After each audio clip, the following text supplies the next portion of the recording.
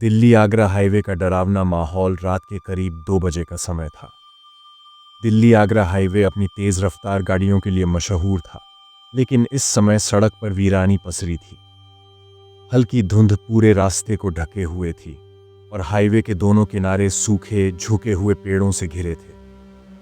कभी कभी ये पेड़ हवा के झोंकों से हिलते तो ऐसा लगता जैसे कोई साया झाड़ियों के बीच छिप कर देख रहा हो। स्ट्रीट लाइट्स बहुत कम थीं और जो थोड़ी बहुत जल भी रही थीं, उनकी रोशनी में भी अजीब सी कंपन था, जैसे किसी ने उनके आसपास अपनी मौजूदगी बिछा दी हो। ट्रक ड्राइवरों के बीच ये हाईवे हमेशा से मनहूस रास्ता कहलाता था। कई लोग कहते थे कि इस सड़क पर एक औरत की परछाई दिखाई देती है, जो कभी सड़क किनारे खड़ी रहती है तो कभी अचानक ट्रक के सामने आ जाती है।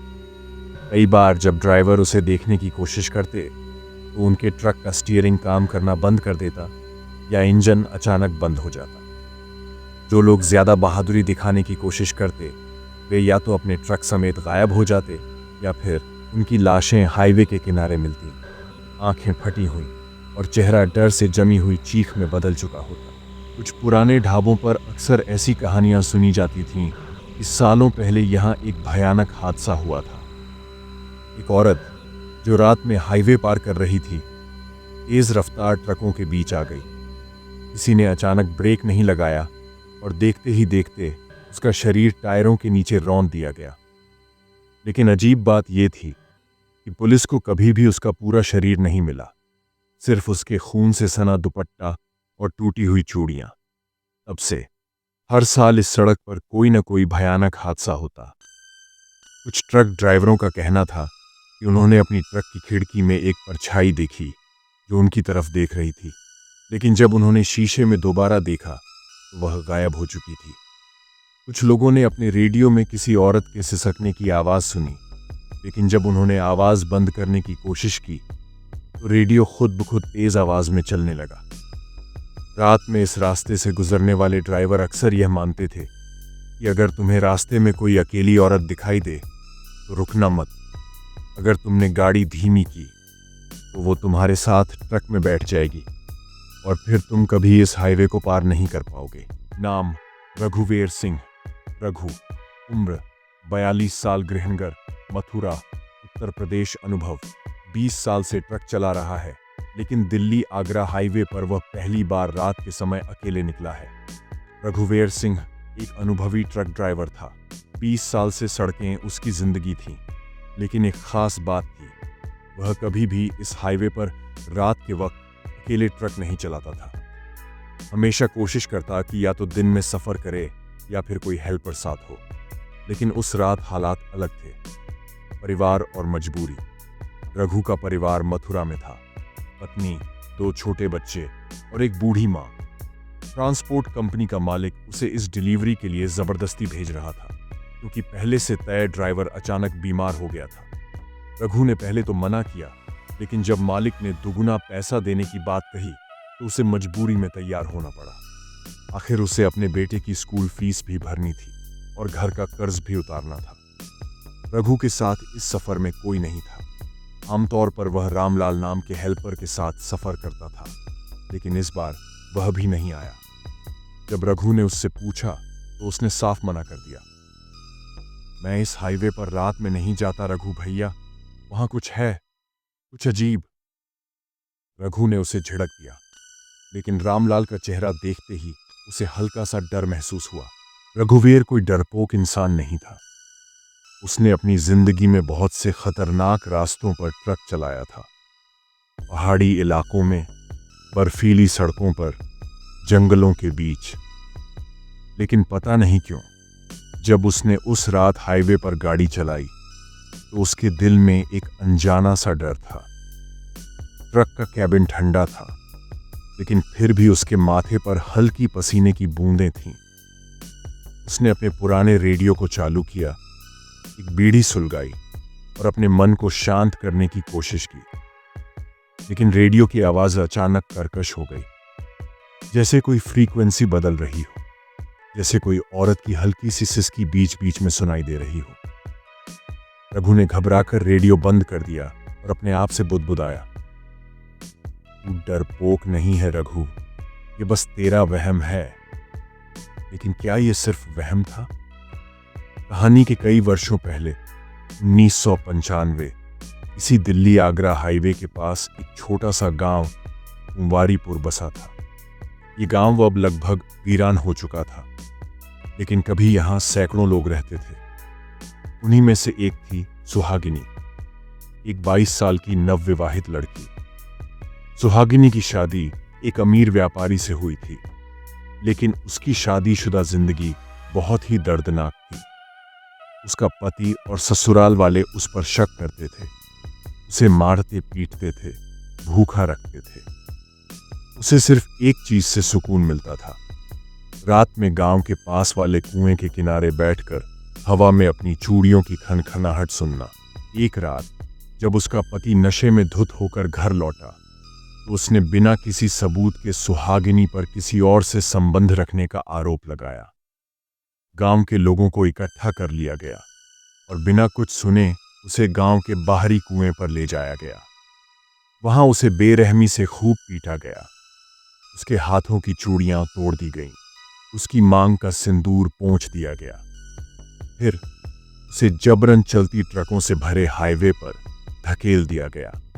कहते हैं कि सुहागिनी किसी तरह सड़क के किनारे बच गई थी, लेकिन तभी तेज रफ्तार से आती 3 ट्रकों ने उसे कुचल दिया। अगली सुबह गांव के कुछ लोग सुहागिनी की लाश लेने के लिए हाईवे पर पहुंचे, लेकिन वहां कोई शरीर नहीं था।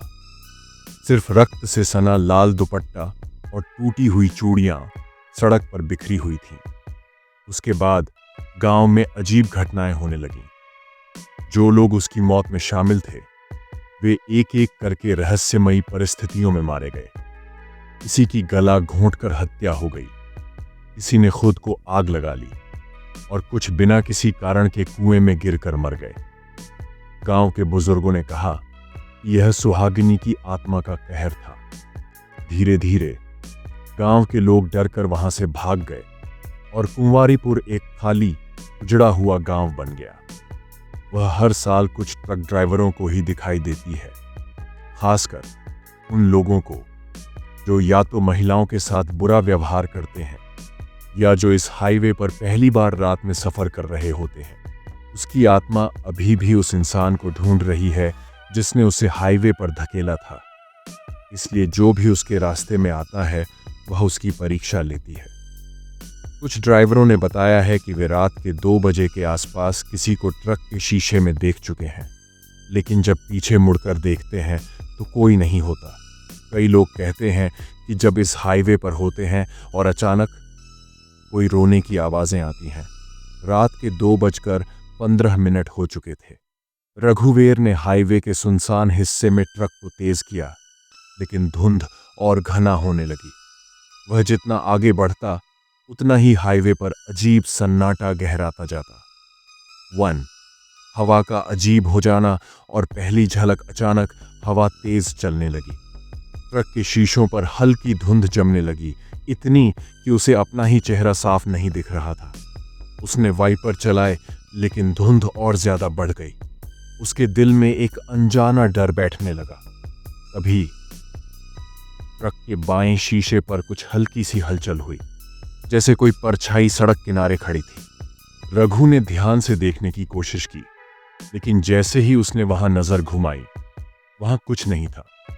उसने खुद को दिलासा दिया, अरे तू भी ना ज्यादा सोच रहा है। लेकिन ठीक तभी ट्रक के रेडियो में कुछ अजीब सी गड़गड़ाहट होने लगी, जैसे कोई पुराना गाना अचानक धीमा हो गया हो और उसके पीछे किसी औरत की सिसकियों की आवाज आने लगी। चुड़ैल का पहला संकेत। ट्रक के शीशे पर कुछ लिखना। रघु ने जल्दी से रेडियो बंद कर दिया और बीड़ी जलाने के लिए जेब में हाथ डाला। लेकिन जब उसने सामने देखा तो उसके ट्रक के सामने से एक सफेद साया बहुत तेजी से गुजरा। उसने अचानक ब्रेक मारा, ट्रक झटके से रुक गया और उसके सिर का पसीना ठंडा हो गया। रघु ने हिम्मत करके सामने देखा। सड़क खाली थी, लेकिन फिर उसकी नजर ट्रक के फ्रंट शीशे पर पड़ी। वहां किसी ने उंगलियों से धुंध में कुछ लिखा था, मुझे छोड़कर क्यों गए। रघु का गला सूख गया। 3।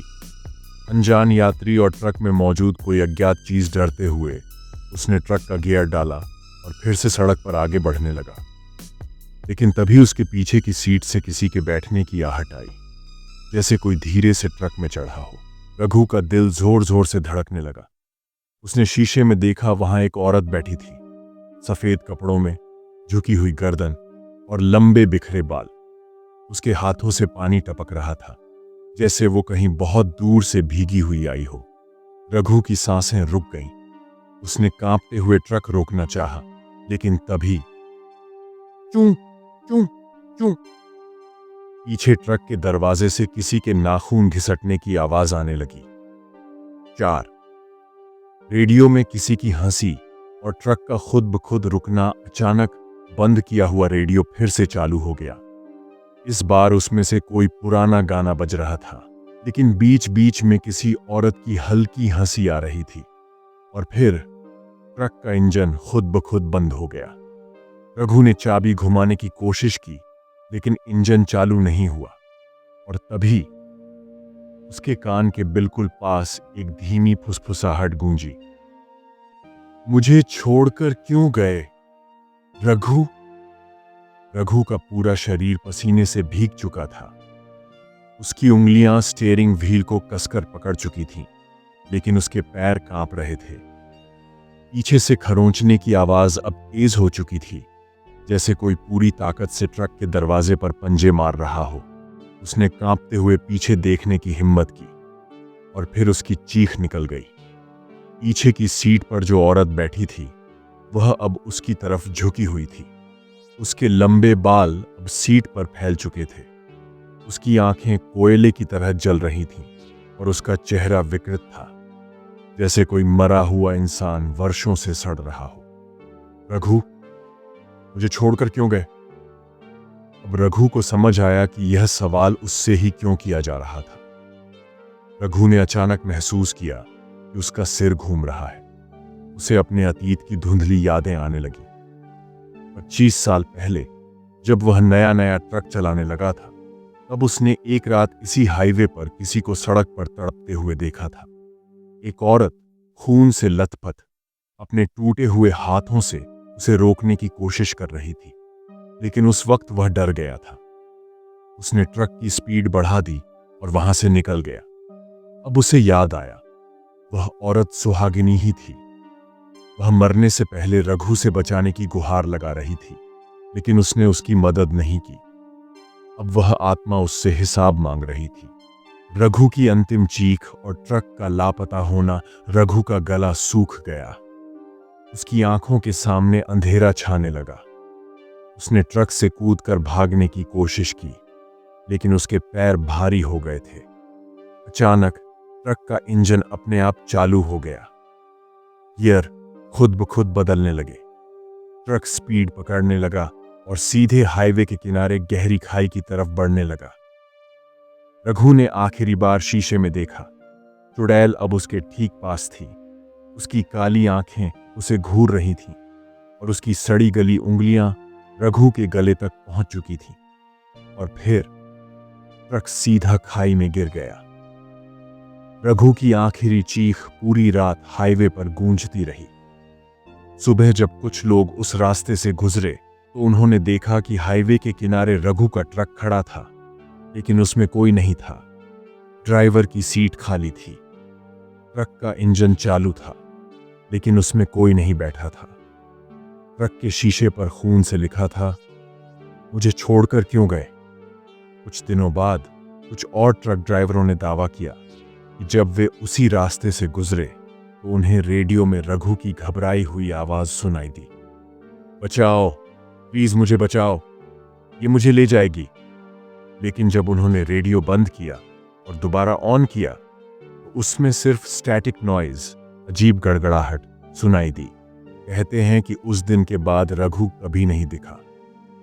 उसका शरीर कभी नहीं मिला, सिर्फ उसका ट्रक हाईवे पर अकेला चलता हुआ मिला। अब भी जो भी रात के 2 बजे उस रास्ते से गुजरता है, वह रघु की चीखें सुन सकता है। और कई ट्रक ड्राइवरों का कहना है कि कभी कभी उन्हें अपने शीशे में सफ़ेद साड़ी पहने एक औरत दिखती है, और अगर कोई उसकी मदद करने के लिए ट्रक रोकता है तो वह कभी वापस नहीं लौटता। अंत में एक चौंकाने वाला ट्विस्ट रघु की चीखों के साथ ही ट्रक गहरी खाई में गिर गया। लेकिन जब सुबह लोग वहां पहुंचे तो ट्रक पूरी तरह सही सलामत खड़ा था, जैसे कुछ हुआ ही ना हो। 1. क्या चुड़ैल को सिर्फ बदला चाहिए था या कुछ और? जब पुलिस ने ट्रक की तलाशी ली तो उन्हें ड्राइवर की सीट पर एक पुराना राख से सना कागज मिला। उस कागज पर किसी का नाम लिखा था, रघु, मैं इंतजार करूंगी, तुम्हारी ममता। यह नाम पढ़ते ही रघु के छोटे भाई ने चौंक कर कहा, ममता? लेकिन भैया की तो कोई गर्लफ्रेंड नहीं थी। लेकिन गांव के बुजुर्गों ने बताया कि 25 साल पहले रघु की शादी तय हुई थी ममता नाम की लड़की से। लेकिन शादी से कुछ दिन पहले रघु अचानक गायब हो गया और शादी टूट गई।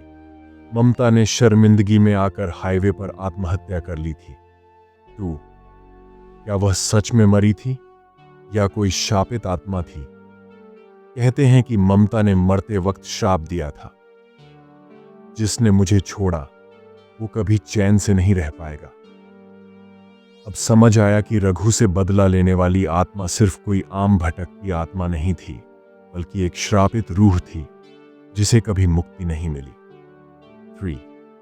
क्या कोई और भी इसका शिकार हुआ था?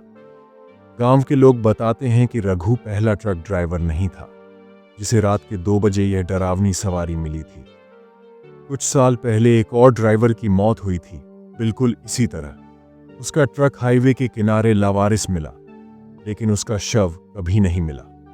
और अब भी अगर कोई ट्रक ड्राइवर रात के 2 बजे उस रास्ते से गुजरता है और रेडियो में एक औरत की सिसकियां सुनता है तो उसे सावधान रहना चाहिए, क्योंकि ममता अभी भी इंतजार कर रही है।